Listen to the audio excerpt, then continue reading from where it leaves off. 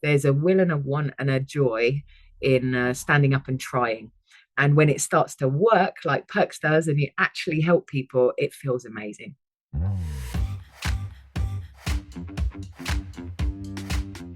Hello and welcome to the Truth, Lies and Workplace Culture podcast, brought to you by the HubSpot Podcast Network, the audio destination for business professionals.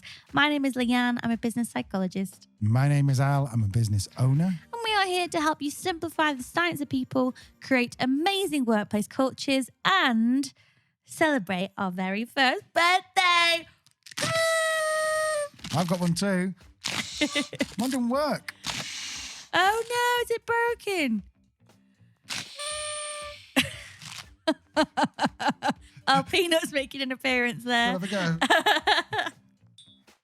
go. So, yes, we're 52 episodes. Oh, I got a balloon. You did, bless you. I'll be honest, the balloon looked a little bit bigger in the packet than it did in real life. Why don't you hold it closer to the camera, then it looks bigger? That's a good idea. Anyway.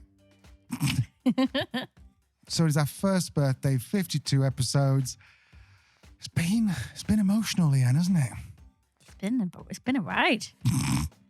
I think by episode 6, we'd done about 400 downloads in total. Mm-hmm. And now are we on for 100,000 downloads in total? By the end of the month, yeah. By the end of the month. So that's just in one short year. And thank you so much for listening. If you're watching this on YouTube, thank you for being one of the very first people to watch it on YouTube. As we've said all along, we only just started this 4 weeks ago, and we get excited. Every time we get one new view, we get excited. So if that's you and you've watched it, then thank you very much. You'll be a source of excitement later on. Yes, you will. Do you think we should I guess we should explain what we're going to do this episode, and then maybe should we start by kind of a little history of the podcast? Yeah. So this episode, we decided we would just look back on the last 52 episodes and pick out some of our favorite quotes and clips from some of our guests. If you're watching on YouTube, we don't always have all of the videos of the guests because we only started the video YouTube. So we'll do our best to entertain you during those clips we don't have the video for. But it's been a tough job because there's so many clips that we wanted to include everyone. Yeah, it was a really, really difficult choice, to the point where I ended up going back a little bit further, because I figured like recent people, they'll know how much we love them. We would have picked them up recently. So I've kind of tried to dig back into the archives a little bit for mine. So instead of the news roundup, which we will pause again for this week, but don't worry, it's back soon. I promise. So shall we just do the little potted history of the podcast, Lee? Yeah, I think so. One of the questions I often get asked the most is, why did you start the podcast? So why don't you answer that one, Al? Why did we? Because you wanted to. No, I don't think I did. We had a travel podcast. We still have it, although it's a little bit on pause at the moment because this takes a lot of our time. But we had a travel podcast, got up to about 150 episodes, started to get some real traction, and we couldn't believe that people were actually reaching out and saying, hello, we listened to your podcast. And we got really comfortable with the medium. We've been doing it for about 3 years. So we got really comfortable with it. And so when Leanne and I were talking, we're like, okay, right, we're starting the business, the consultancy Oblong. And we're like, should we do blogging? Should we do advertising? Should we do YouTube videos? And we both said, hang on, we're really good at podcasting. Well, we think we're really good at podcasting. You be the judge. And that's how it started, isn't it? It is how it started, yeah. So this would have been, I think we actually recorded maybe July last year, but released in August. Mm-hmm. And then October came. Well, actually before that, it was over the summer. So we probably had maybe 3 or 4 episodes down. And then you saw the HubSpot thing. Yeah, so HubSpot were offering, basically they got this creator program where if you were a nascent, or not even necessarily nascent podcaster, just established podcaster, you could join, or you could apply to join, and they'll give you some investment in return for some advertising, which obviously if you've listened to any of the podcasts, you'll know that we do a little bit of advertising for HubSpot. And so I didn't tell Leanne, one night just applied for it, filled in the application form, thought nothing's going to happen. And then we got through to round 1, didn't we? Yeah. Which you were a bit shocked about because you were like, what the hell is this? I didn't really understand. I remember we were in Split and you're kind of like, we've got this interview with HubSpot tonight. And I was like, what's it for again? You're like, oh, so into the podcast. Like they might sponsor us, or we can join the network or something. Like we'll just talk to them. I was like, okay. very chilled. Didn't do any preparation, Marie, if you're listening, sorry. She's our community manager, but didn't do any preparation. Showed up like, hey. And then very quickly understood the scale of the opportunity that we had on the table. And at that point, it's almost like we were like, hey. And then all of a sudden you were like... Polished.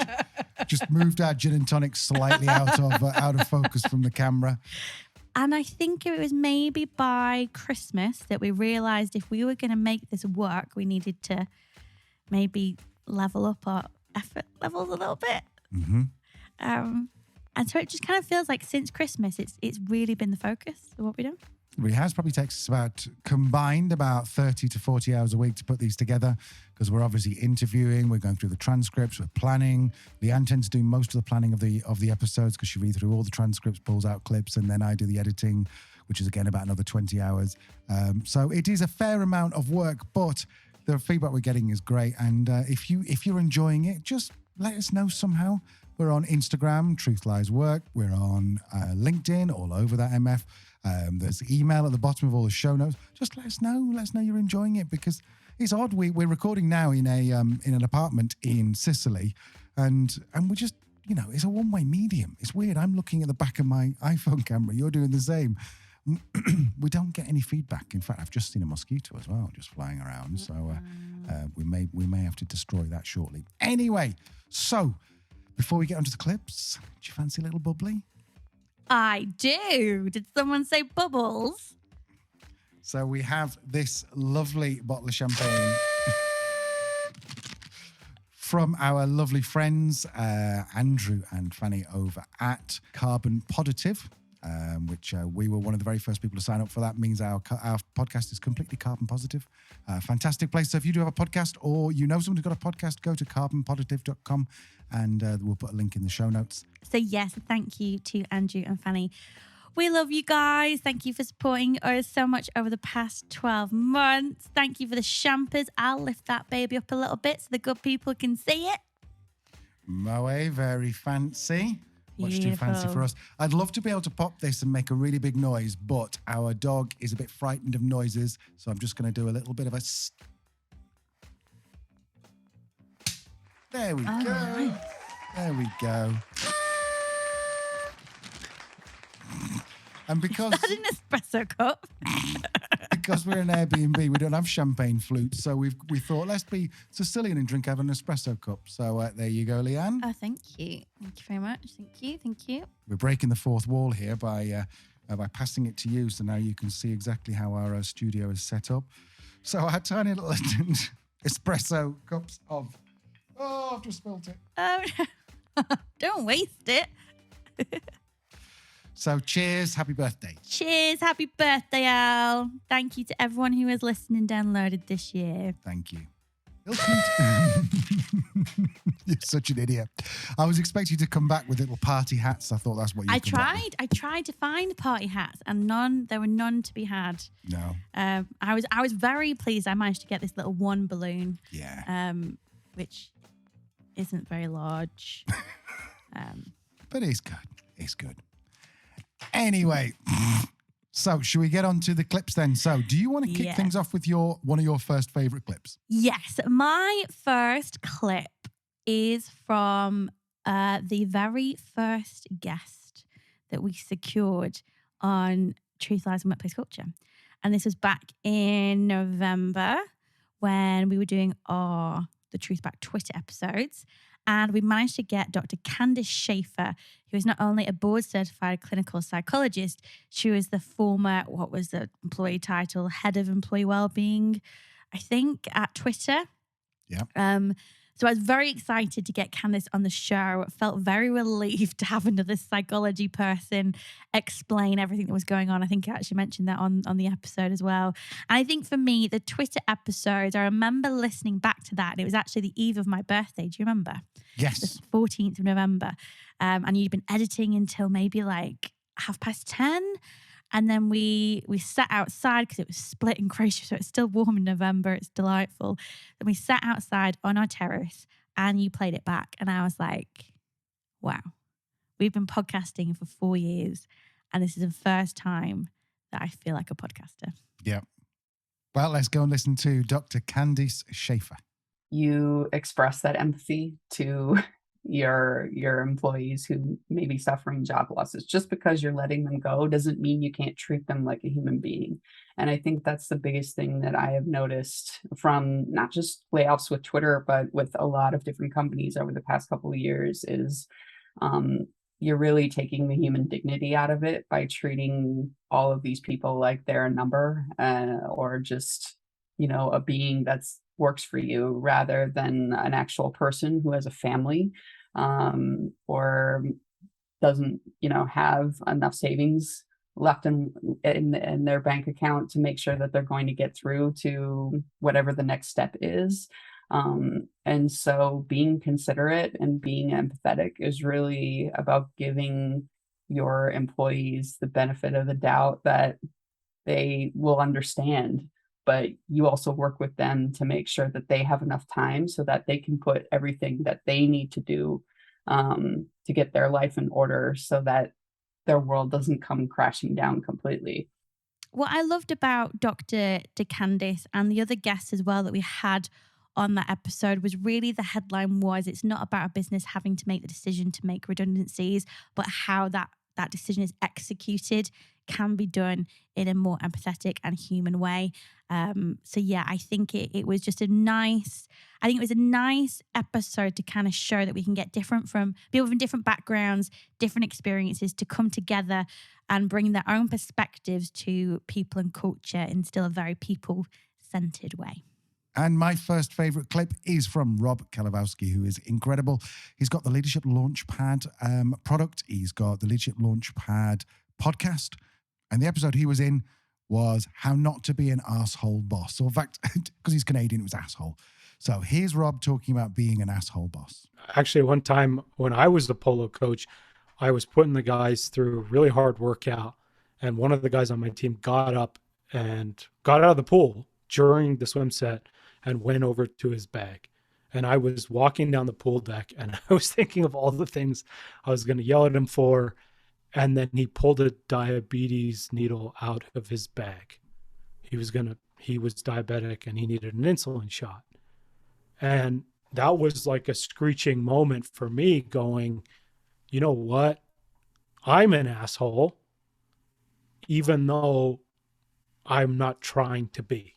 And those moments, we've all had them, right? But does that mean that I'm doomed to this? Rob's an asshole forever and I cannot change and I cannot be? No, it just means that now I have to do the work on my mindset. What are the beliefs about me? How do I show up as a leader? Turn on the lights of self-awareness, turn on the lights of empathy and compassion. And now I can start to look at what behaviors do I make that are impacting other people in these negative ways. So there was Rob. Rob recently did a TED Talk based around exactly this. So we'll leave a link to that in the show notes. Leah, you're next. So my next clip is from another, what I felt was a pivotal point in the history of the podcast. So this is going back to January of this year, January 2023, and it was our episodes on burnout. I could have picked so many clips from these episodes. It was really, really hard to choose one. Kate, Will, and Sally were just phenomenal guests. And I felt this was the first time that we started to maybe have a conversation that people were really, really engaging in, both in terms of our numbers on the podcast, but also in terms of our socials as well. I have picked this clip from Sally because we have quoted it a number of times on the podcast. I think maybe even once last week.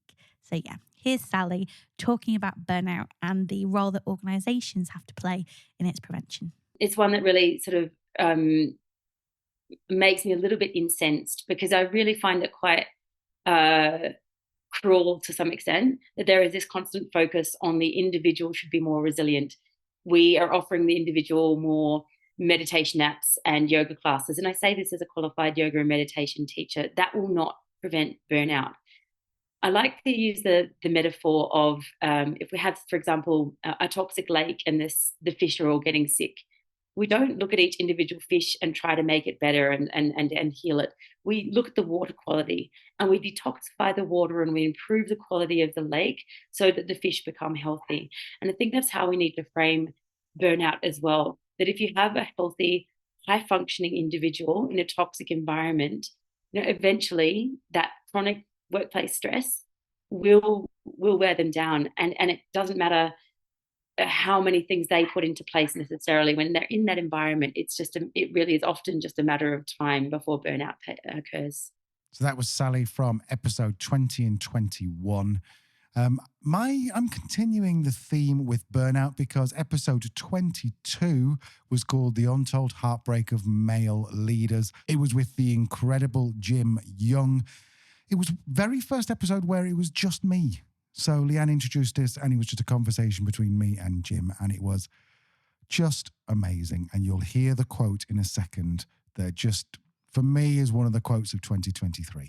Yeah, there is an ocean of uncried male tears sitting out there because we're not supposed to do that. And your original question, is there a difference between male and female burnout?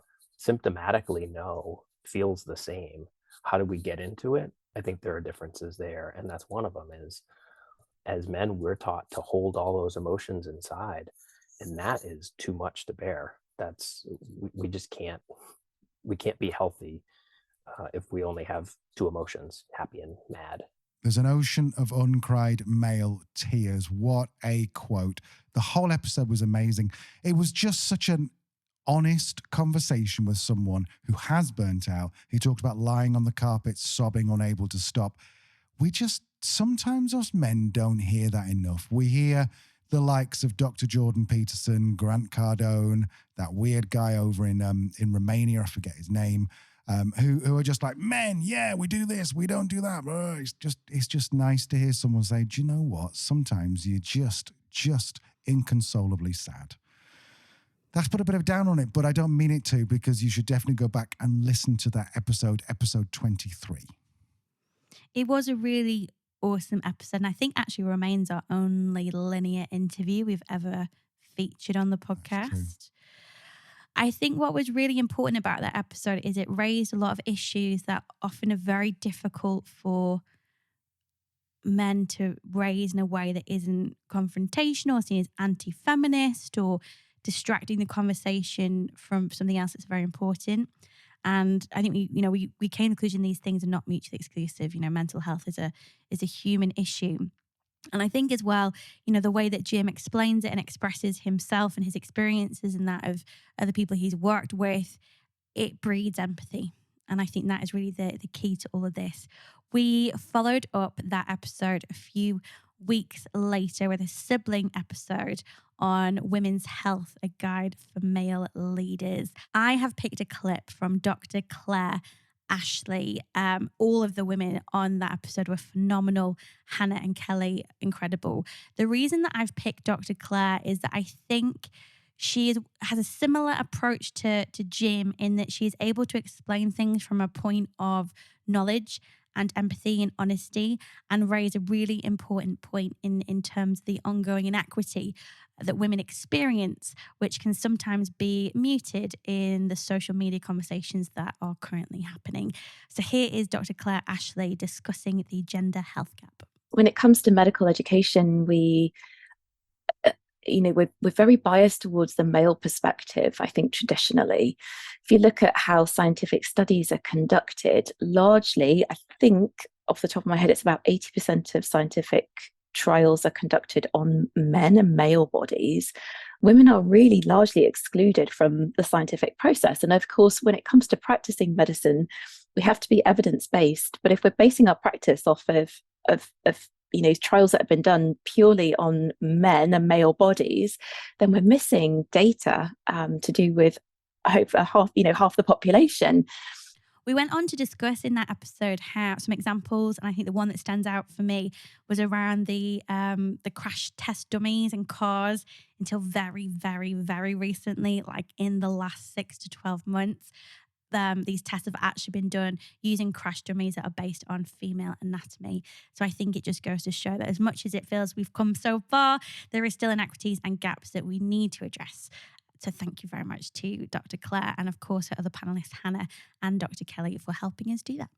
So, switching gears slightly, my next clip is from Dr. J.J. Peterson, who, if you've ever heard of a book called Story Brand, well, he's the co-author, the co-host of the Associated podcast, and just such a cool guy. He was in the middle of a seminar, teaching a seminar in Vegas, I think, took an hour out to talk to me over Zoom. And he's on the network as well, but I mean, they're superstars. So he was just so nice to go, yeah, I don't know who you are. Yeah, you probably only got a few hundred followers. At that time, we probably didn't have that many. But he still said, yep, I'll take the time out to talk to you. One of the things that I love about this is if you are a leader, it's so difficult, or a business owner, it's so difficult to not make the story for everyone about you and about the business. He talks about turning it on its head and making them the hero of the story. If you're trying to communicate to your staff, they are the hero of their own story. You are not the hero of their story. So you don't need to tell your story to them. You actually need to tell their story to them. You need to invite them into the story that they get to be a hero. So you need to clearly communicate what it is that they want. You need to be able to articulate what problems they're experiencing, how you can help them overcome that, what's the plan for them to do that? What are they supposed to do next? And then cast a vision for success and failure.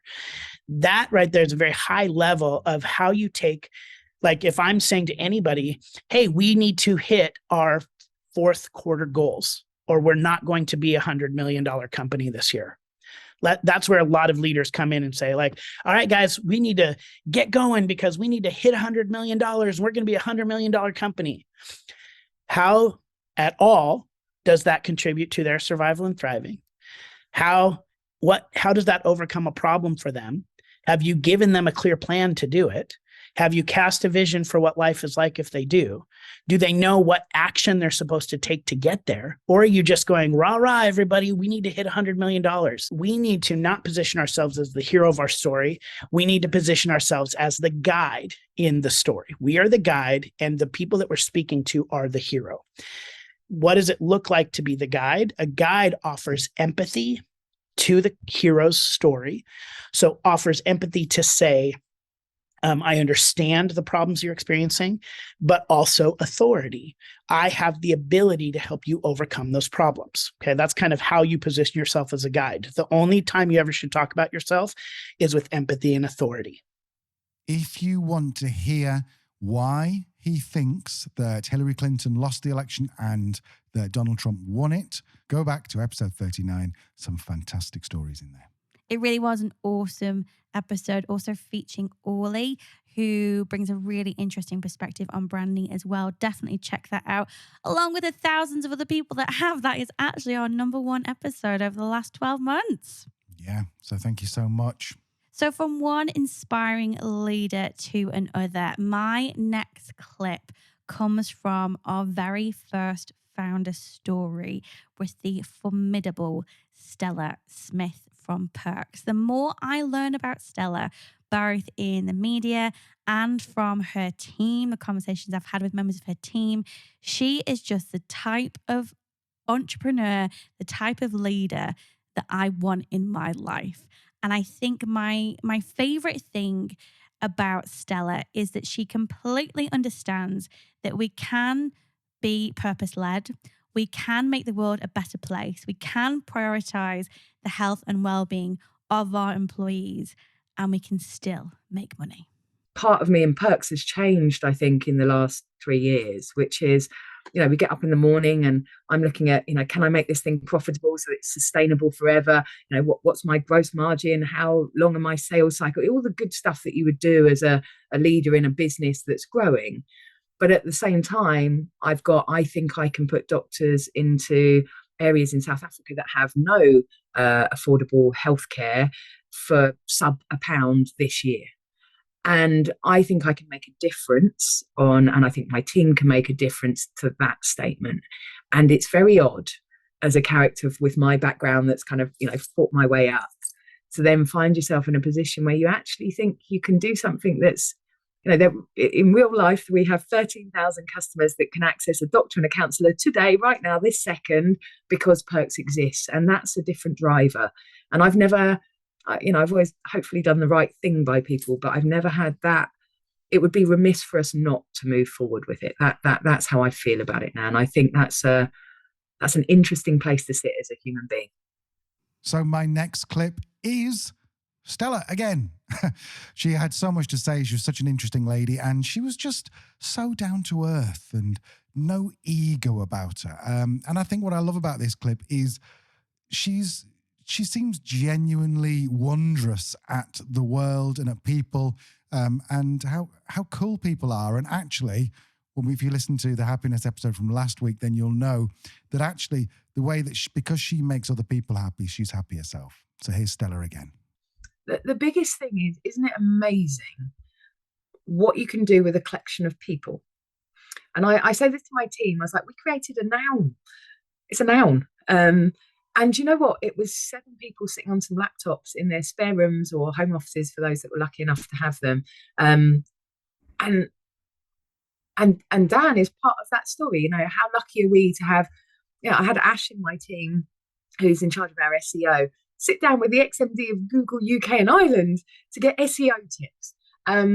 We've got a beautiful blend of people who know nothing but have the right attitude, willing to roll their sleeves up, and some amazing experience, intellect, characters that surround Perks. And, you know, the more people that can attach themselves to our mission there is, even if it's just saying Perks is cool, have a look at it so that somebody knows it's there. That's enough. I don't know. I'm every day bewildered and humbled by what's happened on our story. And I think if I could gift that little bit of magical feeling that we feel every morning to every little business that's standing there trying in a backdrop of economic uncertainty and difficulty and strife and troubles and omni crises, I would give that little bit of magic, which is there's a will and a want and a joy in standing up and trying. And when it starts to work like Perks does and you actually help people, it feels amazing. I love that so much. There are not enough business leaders out there that prioritize being nice, that prioritize kindness. I also love as well the lessons we learned from Stella in terms of engaging Gen Z, which seems to be the elusive generation, allegedly. We've talked a lot about generations on the podcast, which brings me nicely to my next clip, which was our generation panel episode. Again, there are so many great clips here. There's a big part of me that really wanted to showcase our Gen Z representative there, Izzy, who is just a phenomenal young person and a psychology superstar in the making. She is going to make me, I'll be privileged to even have just had a conversation with her in 10 years' time. I won't be on her radar. It's not true, actually, I will, because she's lovely. But I really wanted to include Izzy. But at the same time, I think my biggest, learning point and reflection point from that episode was baby boomers and how perhaps they are misunderstood, how they are underappreciated, underrepresented, and really that we can still continue to learn a lot from this pioneering generation, as our guest, Carrie Cardinelli, explains. Boomers have kind of become a generational scapegoat for everything that's going wrong on the planet.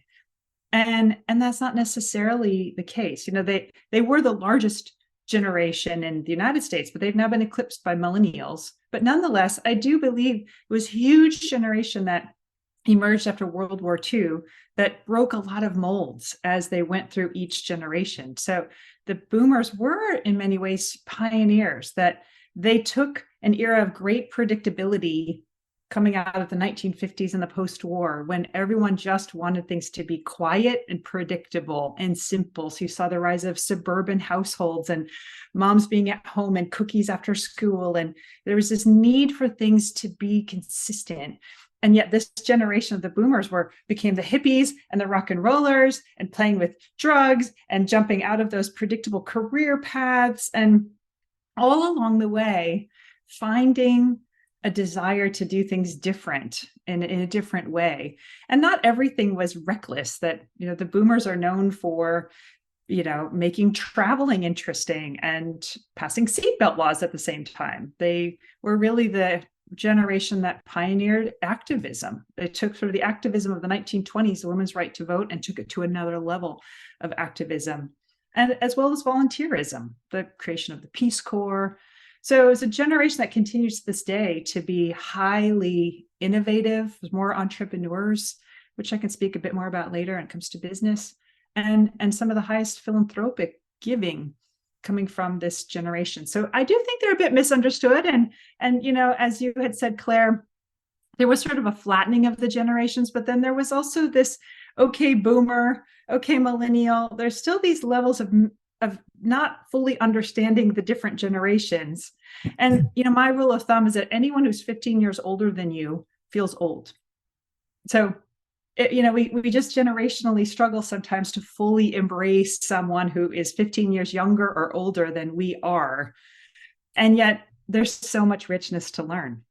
I think of all the episodes we're going to mention today, that is definitely one to check out if you haven't listened. Again, it's very different from other formats that we've done. We actually had Ashley and Carrie and Claire on the same call together, and then we inserted Izzy afterwards. Time differences we'll explain on the episode. So it is more of a live discussion, which was really interesting, and all four of them had incredible viewpoints. So yeah, definitely worth checking that out. So that was episode 35, the generational panel. On to episode 36, which is all about the 4-day work week. So we had Joe O'Connor along with a couple of other amazing guests talking about the 4-day work week. Joe is such an interesting guy because he's done it. He's kind of like a mixture between academic and entrepreneur in that he's very entrepreneurial thinking, but also he knows how to manage data, et cetera, et cetera. So let's go and hear from Joe. So it is a challenge, and it does mean that if you're a law firm or a marketing agency or an accounting practice that bills by the hour, that is an additional complication that you need to deal with in order to make this work. But you can make it work, and businesses in those sectors who, bill by the hour have made it work. And the way that they've done it, for the most part, is either number one, they have found enough efficiencies in their non-billable time or in their non-billable overheads that they've been able to maintain the level of billable hours and the level of client time that they have at in and around the same level. Or they have changed the way they bill. So they've either partly or wholly moved to fixed fee, value-based or project-based billing, which has obviously meant that they're effectively decoupling the direct relationship between time and revenue. And often the solution might lie somewhere in between. We've seen law firms and we've seen marketing agencies who have achieved this through some combination of those two things. What I really loved was the whole lesson from Joe was, even though he and everyone else, Banks and Ferry on that podcast, were really fanatical about the 4-day work week, Joe was saying, look, just try it because it's not the silver bullet. Don't assume that you've got a bad workplace, change the 4-day work week and everything's going to be fine. That's so refreshing to hear that. It really is. If you haven't heard of Joe O'Connor, he actually was the person who led the entire global study pilot into the 4-day work week. He truly is the thought leader in this space. What I really liked about it as well is it's kind of like a 4-day work week will be a fad if we just go, let's try it. And that's the only change we make. What Joe is saying there is it's a full organizational, operational transformation that is required to make the 4-day work week work. And I think that's true for so many other people and culture interventions as well. Without that being embraced by the organization and embedded within its ways of working, it will just be a fad. Brilliant. So on Truth and Lies, from very early on, Al and I always said we wanted to talk about things that were trending, things that were popular in the media, and debunk some of the truth and lies, or lies and truth, or even prove it behind each one of these trends. I think quiet quitting was maybe our very first one, and that was actually the episode that got the attention of HubSpot. Thank you very much, quiet quitting. Thank you, Gen Z, once again. Honestly, you're going to keep me in a job. I love you guys. So yeah, another trend that we saw quite a lot of media attention over the past few months has been neurodiversity, and specifically the increase in ADHD diagnoses. We brought you our Neurodiversity 101 episode just a few weeks ago. My guests that I have picked out from that panel, and again, all three were incredible and brought very different perspectives. If you are a parent, I'm sure you really valued what Jan had to say on that. And if you are an adult with ADHD, I'm sure Kristen was and is now your new hero. For me, the hero was Dr. Nancy Doyle. I have followed Nancy's work for a number of years, and her work, the work of Genius Within, it is game-changing, and I'm so pleased to see both Nancy and the organisation really starting to hit mainstream conversations now. What I love most about Nancy is she explains things so simply, so beautifully, and in a way that we can all understand. We have this concept in neurodiversity of the spiky profile. So if you think about people's abilities, most people have an IQ of 100. And if an IQ isn't one thing, it's made up of verbal skills, visual skills, how quickly you process information, how well your memory works and your attention. And so you've got these kind of different areas. And most people, when you plot their abilities on a graph, all of the areas will be more or less 100. They'll be somewhere between 85 and 115. And 67% of the human population will score between 85 and 115 for all areas of IQ. And then you've got your neurodivergence. And what we will do is have some of our scores at 140, but then another thing will be sort of down at 75. So we've got these big spikes between our strengths and weaknesses. And what we've got into is the autistic spike, which is the people that are really, really good at fine detail processing. And we've kind of maxed out on that. But my neurodiversity strength, the one that I have the highest IQ point, is visual spatial reasoning. It's abstract reasoning, which makes me a good problem solver. I see gaps, I see risks, I see problems, and I see gaps way before anybody else does. And this is even true in my company. You know, I'm going, oh, it's a bit problematic. I'm a bit worried about that number there. I think that's going to be an issue. And then 3 months later, it turns into an issue and everyone goes, oh, why didn't we listen to Nancy 3 months ago? So that was episode 41, neurodiversity. So many great guests on that. It's funny when you look back at these, you go, oh yeah, we had this person. Oh yeah, they said this. And yeah, there's phenomenal amount. We have like at least 50 hours of content now, Leanne, of like audio content. That's insane, isn't it?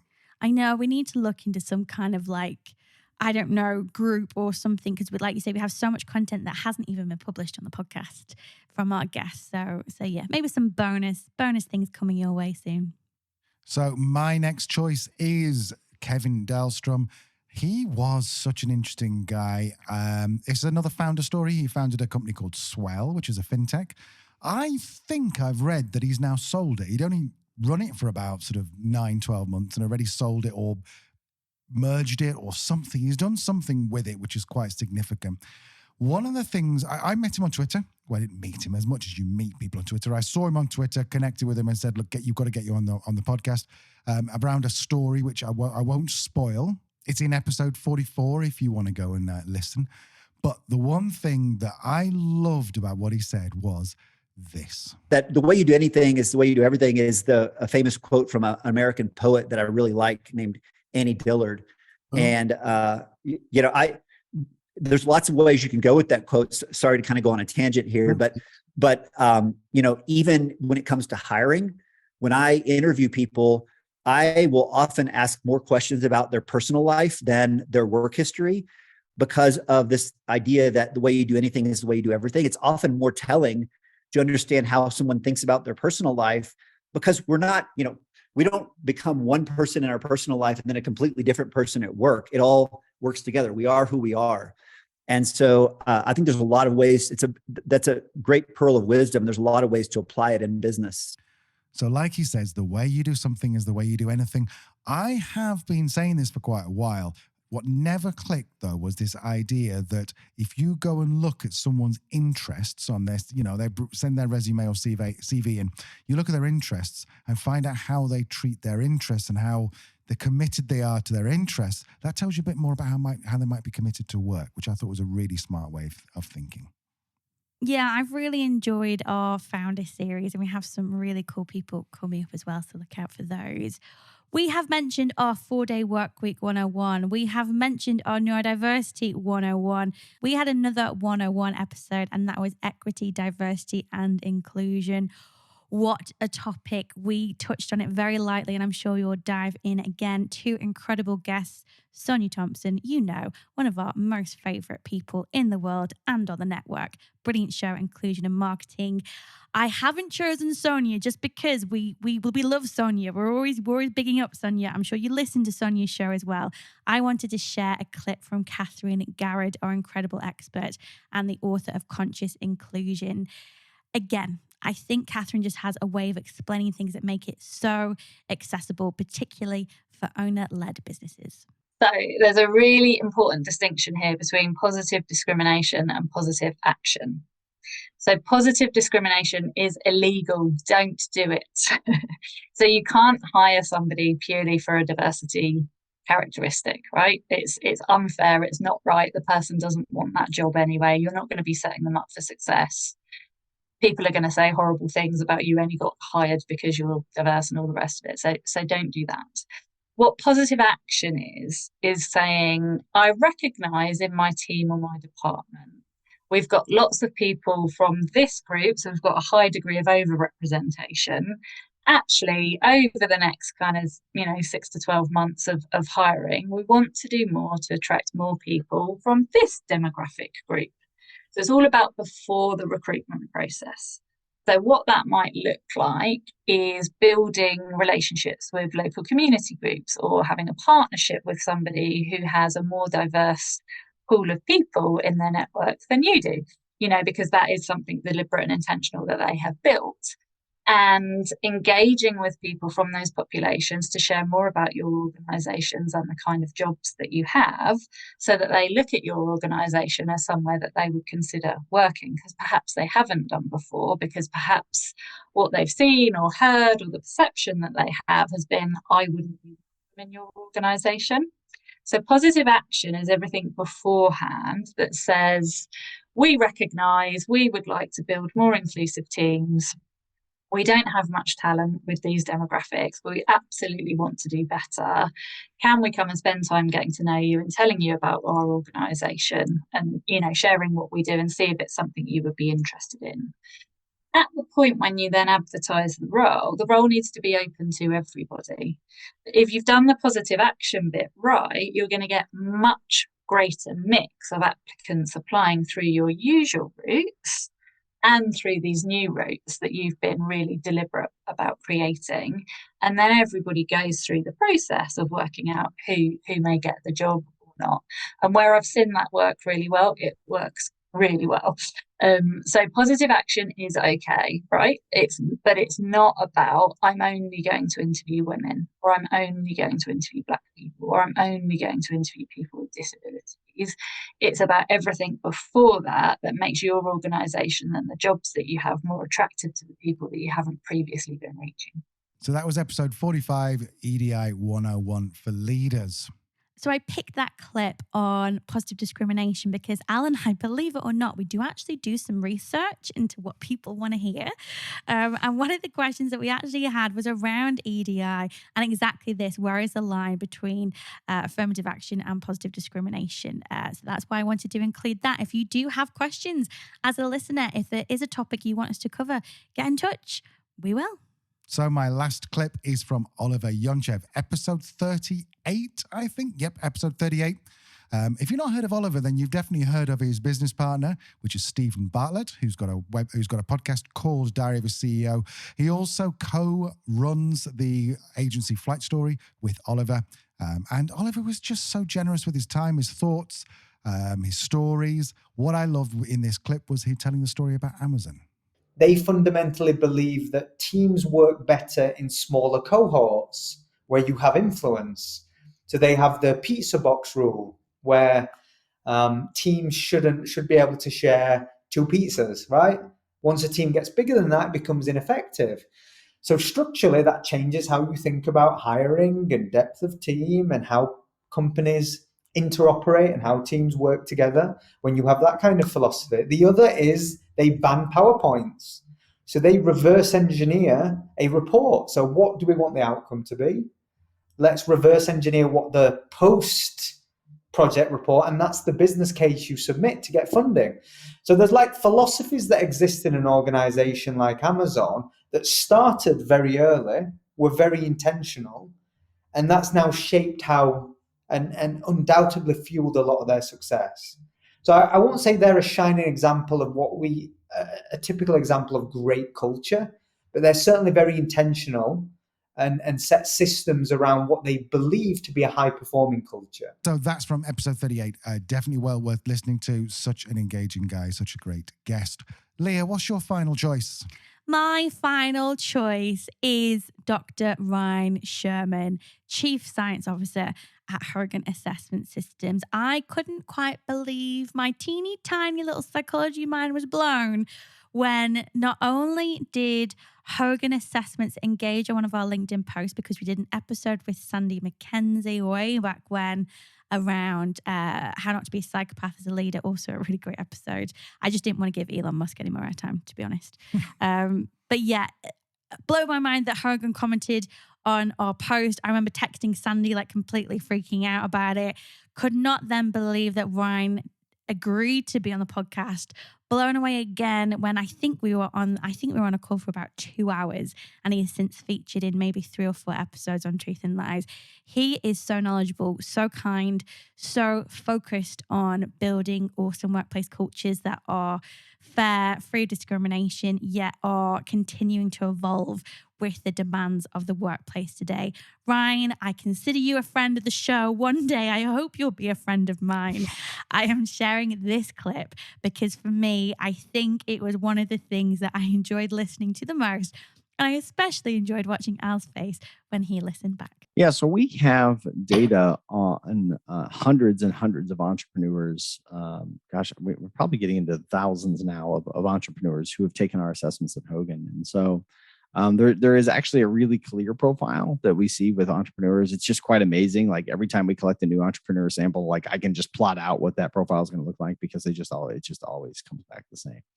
And a few things that we see. One is that they tend to score really high on a scale that we call excitable. And excitable is about sort of volatility, being really feeling emotionally attached to lots of things and being willing to change and flex and having a lot of energy towards projects. That's what we see with a lot of entrepreneurs.